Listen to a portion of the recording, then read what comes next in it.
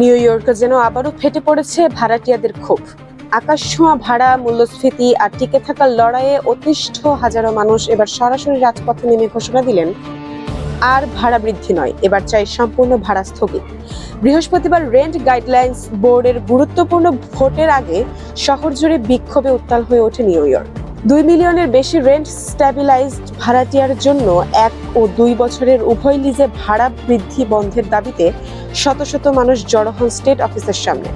বিক্ষোভকারীদের অভিযোগ, একদিকে মূল্যস্ফীতি, অন্যদিকে সরকারি সহায়তা কমে যাওয়া এবং অভিবাসন অভিযান, সাধারণ মানুষের জীবন এখন চরম চাপে।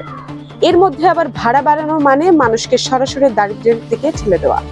দিনভর বিক্ষোভ, সমাবেশ আর স্লোগানের মুখে রেন্ট গাইডলাইন্স বোর্ড 1 বছরের লিজের জন্য 0 থেকে 2% এবং 2 বছরের লিজের জন্য 0 থেকে 4% পর্যন্ত ভাড়া বৃদ্ধির প্রাথমিক সীমা নির্ধারণ করেছে। তবে আন্দোলনকারীরা বলছেন এটুকু যথেষ্ট নয়। তাদের দাবি কোনো ধরনের ভাড়া বৃদ্ধি নয়, পুরোপুরি ভাড়া স্থগিত করতে হবে। বিক্ষোভে অংশ নেওয়া ভাড়াটিয়ারা অভিযোগ করেন, বছরের পর বছর ভাড়া বাড়লেও ভবনের অবস্থা বা জীবনযাত্রার মানের কোনো উন্নতি হয়নি। শ্রমিক সংগঠনগুলোর নেতারাও এই আন্দোলনের সংহতি জানিয়েছেন।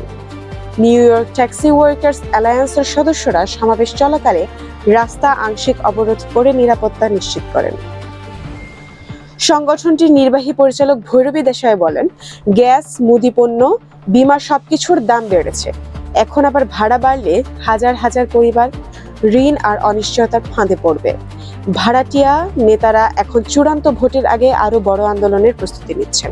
তাদের বার্তা পরিষ্কার, নিউ ইয়র্কের টিকে থাকার লড়াই এখন আর শুধু বাড়ি ভাড়ার প্রশ্ন নয়, এটি সাধারণ মানুষের বেঁচে থাকার যুদ্ধ।